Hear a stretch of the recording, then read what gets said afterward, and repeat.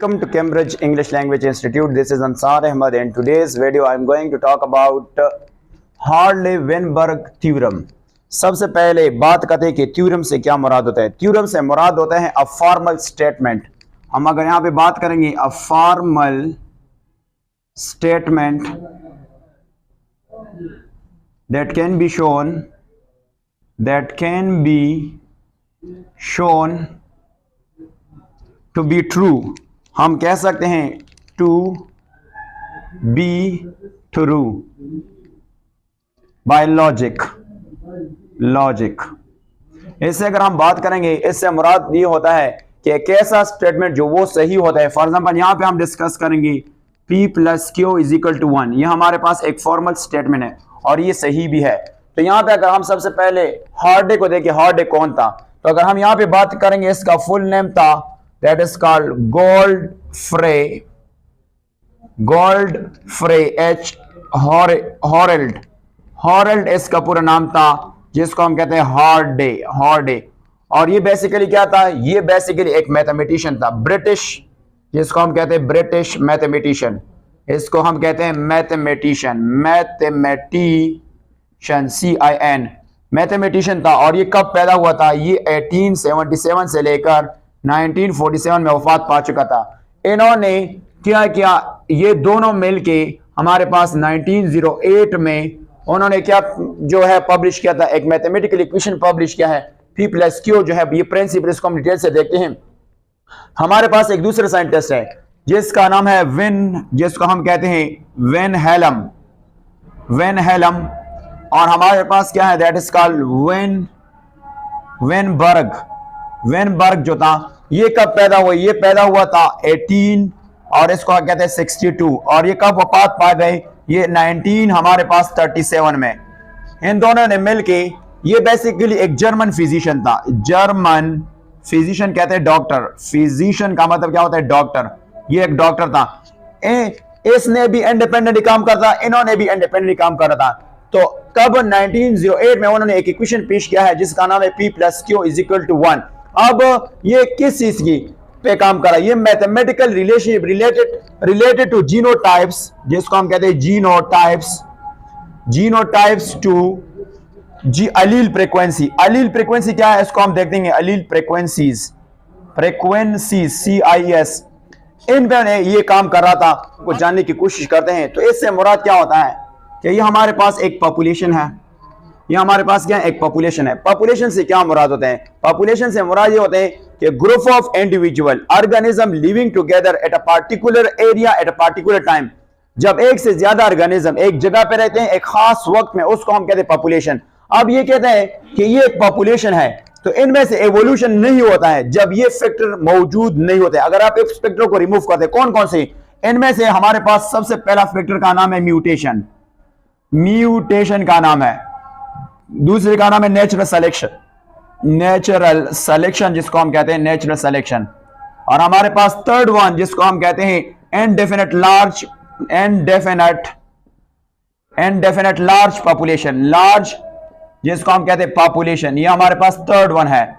दूसरा all, that is हम कहते हैं ऑल द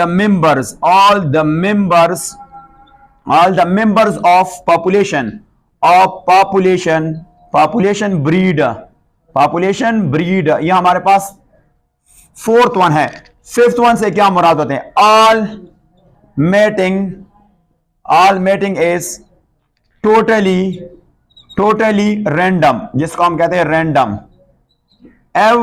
अगर हम देखें हमारे पास क्या है, हमारे पास जो 6 वन है वो ये है everyone produces same number, जिसको हम कहते हैं same number of offspring से मुराद क्या है, बच्चे, SPRINGS offspring। हमारे पास अगर हम लास्ट पॉइंट की देखेंगे तो हमारे पास पॉइंट नंबर 7 ये है कि there is no in or out migration नहीं होता है। कहां पे, पॉपुलेशन में। अब इसको हम डिटेल से देखेंगे। अब ये बात कर रहे हैं कि हमारे पास ये एक पॉपुलेशन है, इनमें से एवोल्यूशन नहीं होता है जब हम इस पॉपुलेशन से हम ये फैक्टर हटाएंगे, तो अब देखते हैं किस तरह। सबसे पहले अगर हम बात करेंगे हमारे पास क्या होता है, चलो इसको लेते हैं। हमारे पास इक्वेशन है, वो इक्वेशन ये है कि P plus Q is equal to 1। तो हमारे पास ये हम यहाँ पे फ्लावर के कलर ले लेंगे। हमारे पास ये क्या है, ये आपके पास एक ब्लू कलर है, एक प्लांट है, ये हमारे पास दूसरा जो है हमारे पास है, और ये हमारे पास एक और है यहाँ पे। अगर हम बात करेंगे हमारे पास क्या होता है, ये हमारे पास एक और है, इसकी जो कलर होता है वो आपके पास ब्लैक नजर आता है ये। अब अगर हम फ्लावर कलर ले लेंगे तो इस फ्लावर कलर में आपको कौन से, ये आपके पास 3 ब्लू नजर आता है और ये आपके पास क्या है 2 ब्लैक नजर आते हैं। तो इसको अगर हम क्रोमोसोम वाइज देखें तो इसका भी क्रोमोसोम होता है, इसका भी क्रोमोसोम, और इसके क्रोमोसोम, इसके क्रोमोसोम, इसके क्रोमोसोम के ऊपर जीन्स मौजूद है। जीन हमेशा पेयर में मौजूद होता है, कैपिटल ए, और हमारे पास क्या होगा, हमारे पास कैपिटल ए स्मॉल है, कैपिटल ए स्मॉल है, और इसके लिए कैपिटल ए स्मॉल है, स्मॉल है। ये हमारे पास क्या होगा, ये हमारे पास होमोजाइगस कंडीशन है।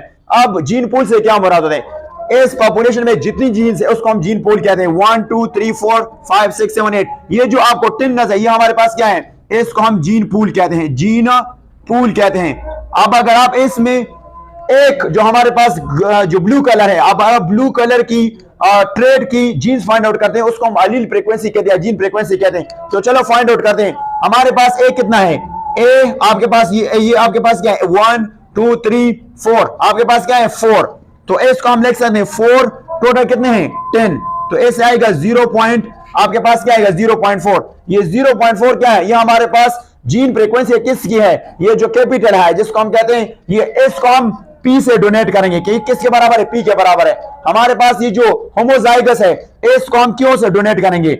ये कितना है, ये हमारे पास 6 डिवाइड बाय 10, ये आएगा 0.6 आता है। अब हम इसको इस तरह भी लिख सकते हैं कि हमारे पास P इज इक्वल टू क्या है, हमारे पास कैपिटल ए प्लस जो कैपिटल है स्मॉल ए की तादाद कितना है 1 ओवर, और इसको हम ए से डोनेट कर सकते हैं। हमारे पास जो क्यों है इसको हम ए और प्लस 1 ओवर 2, और हम कैपिटल ए स्मॉल ए से लिख सकते हैं।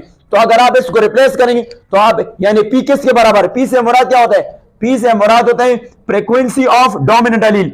स्मॉल ए से मुराद क्या होता है, यानी इसको हम कहते हैं जिसको सिंपली हम कहते हैं प्रेगनेंसी, यानी इसको हम कहते हैं frequency of what small allele है, इसको हम क्यों कहते हैं। अब यहां से देखते हैं, इक्वेशन में पुट कर दें। इक्वेशन हमारे पास है P plus Q is equal to 1। तो हमारे पास P की वैल्यू क्या है, हमारे पास P की वैल्यू है 0.4 प्लस Q की वैल्यू कितना है 0.6। तो हमारे पास क्या आएगा, हमारे पास 1 आता है। अब हम इस इक्वेशन की स्क्वायर लेंगे, बट इससे पहले मैं एक बात बताता हूं, क्या हम अगर आपके पास Q है तो P निकाल सकते हैं। P इज इक्वल टू आपके पास क्या आएगा 1 माइनस Q। आप ऐसा भी कह सकते हैं कि हमारे पास Q is equal to 1 minus P भी लिख सकते हैं। अब इसको हम पुट करते हैं वैल्यू में, तो चलो देख लेते हैं। हमारे पास अगर मैं इसको हम देखेंगे, हमारे पास P plus Q is equal to 1।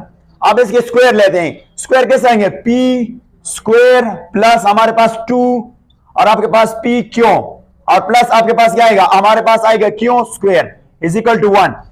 P से मुराद क्या होता है, P से मुराद होते हैं जो फ्रीक्वेंसी ऑफ डोमिनेंट एलील होता है, और P क्यों से मुराद होते हैं frequency of dominant and recessive of both, और ये क्यों से मुराद होते हैं फ्रीक्वेंसी ऑफ जो रिसेसिव एलील होता है। अब इसको देखते हैं, हमारे पास P की वैल्यू कितना है, हमारे पास P की वैल्यू है 0.4।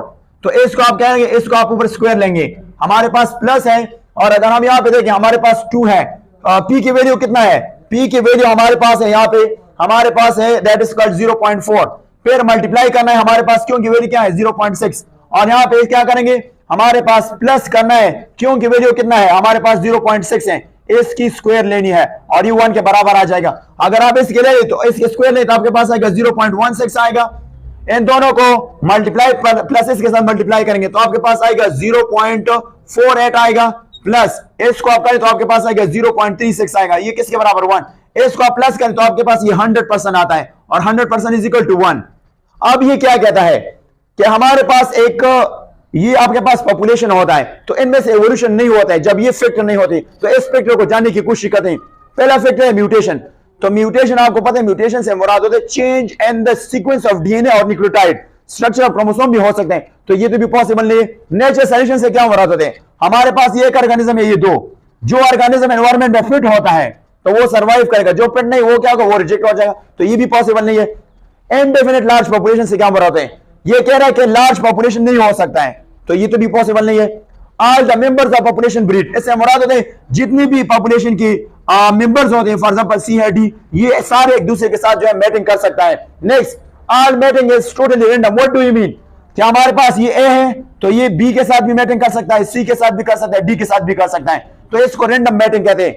और नॉन रैंडम से मुराद अगर ए सिर्फ बी के साथ मैटिंग कर सकता है, एस के साथ everyone produce same number of offspring, इससे मुराद क्या होता है कि हमारे पास ये एक है, ये दो, ये तीन, तो ये भी अगर दो बच्चे पैदा करेंगे, ये भी दो पैदा करेंगे, ये भी, तो सेम नंबर ऑफ बच्चे जो है ये पैदा करते हैं। इससे अगला, there is no in and out migration population, हमारे पास ये पॉपुलेशन है, ना तो बाहर से लोग आएंगे जिसको हम कहते हैं इमिग्रेशन, इमिग्रेशन कहते हैं, और ना जो है वो क्या करेगा, बाहर जाएगा, जिसको हम कहते हैं इमिग्रेशन, इमिग्रेशन, तो ये तो पॉसिबल नहीं है। तो ये सारे कह रहा है कि अगर आपके पास एक पॉपुलेशन, अगर आप ये फैक्टर निकालेंगे तो उसमें से एवोल्यूशन नहीं होता है।